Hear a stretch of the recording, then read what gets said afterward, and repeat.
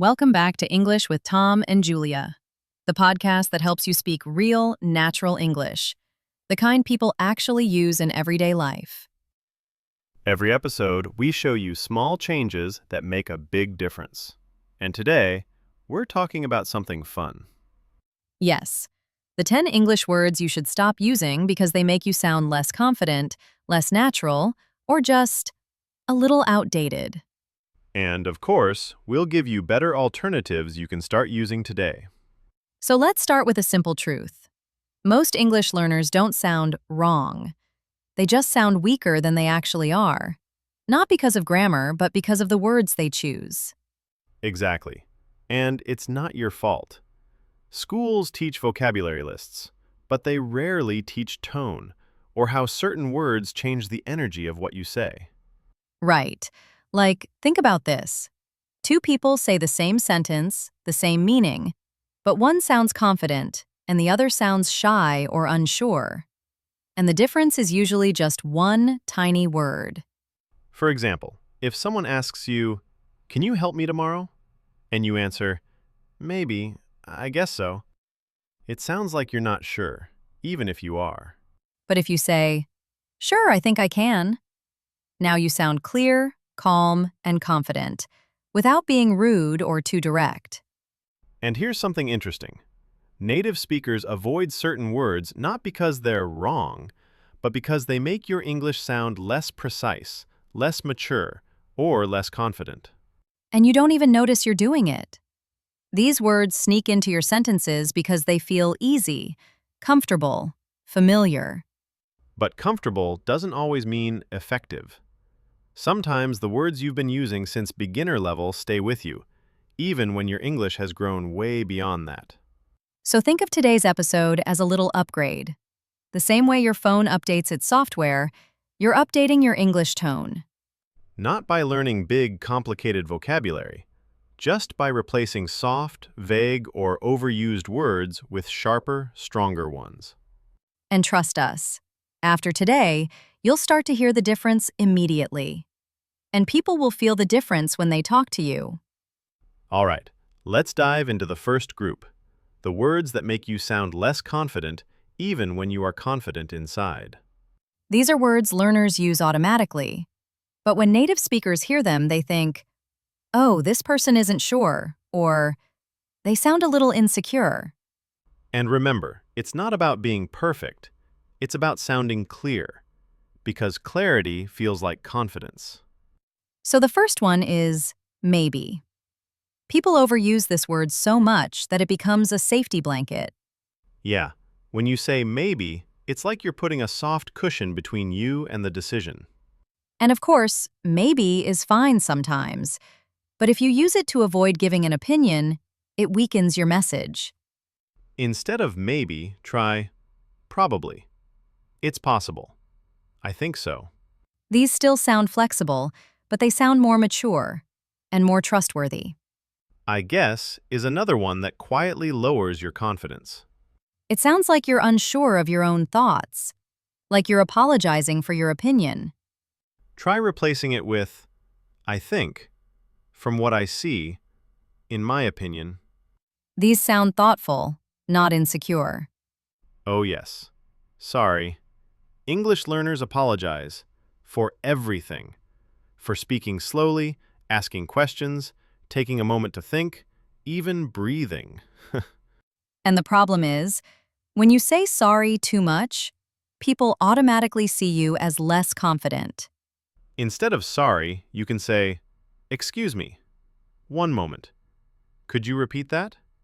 These sound polite, but not guilty. Actually is interesting.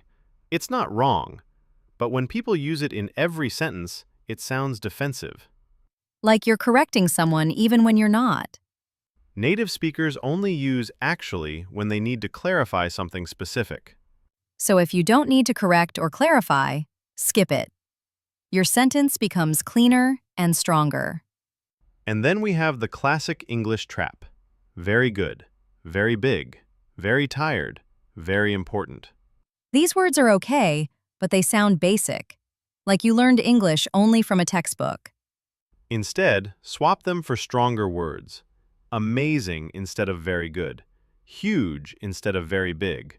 Exhausted instead of very tired. Crucial instead of very important. See? Instantly more natural. And you sound like someone who feels comfortable in English. And here's the key idea. You don't need perfect English to sound confident. You just need the right words. And removing these weak words is the fastest way to transform your tone, with almost zero effort. All right, now let's move on to the second category. Words that make you sound too emotional or a little dramatic. Yeah, and look, being emotional isn't bad, but when your language becomes dramatic, it can make you sound less professional or less calm than you actually are. And these words create a picture of someone who is overwhelmed, stressed, or losing control, even if that's not true. People love using these two words, always and never. They're big, dramatic words. If you say, "You always do this," it sounds aggressive. Or, I never understand anything. That makes your English sound hopeless, not honest. Replace them with softer, more accurate alternatives. Often, rarely, almost never, most of the time. These make you sound more balanced and more emotionally mature. Same with literally. Learners use it to make a sentence stronger, but it usually just makes it sound childish or exaggerated. Like, I'm literally dying.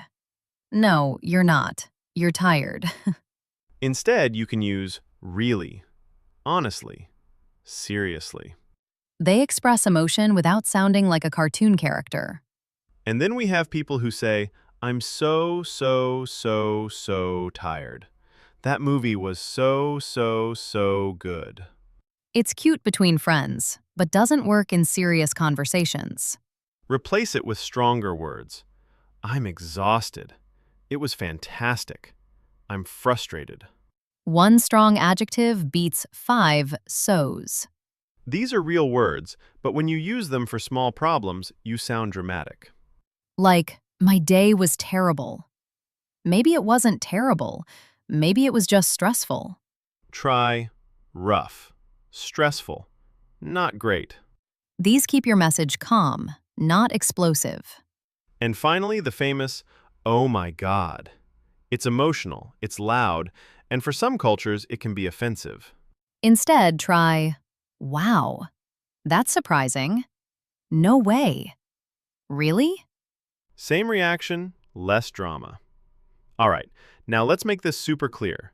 We're going to show you exactly how your English changes when you stop using these weak, overly polite, or old-school words and start using the natural, modern versions.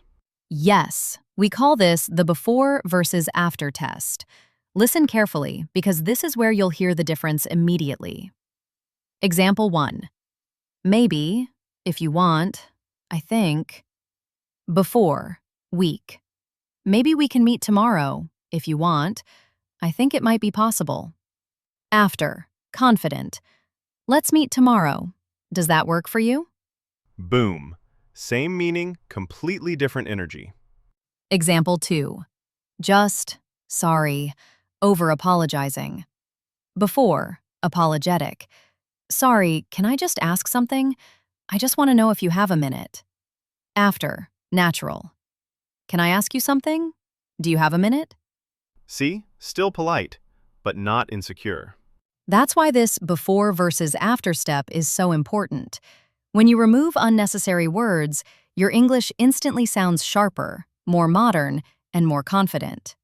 You don't need a bigger vocabulary, just cleaner sentences. All right, let's wrap this up with something practical.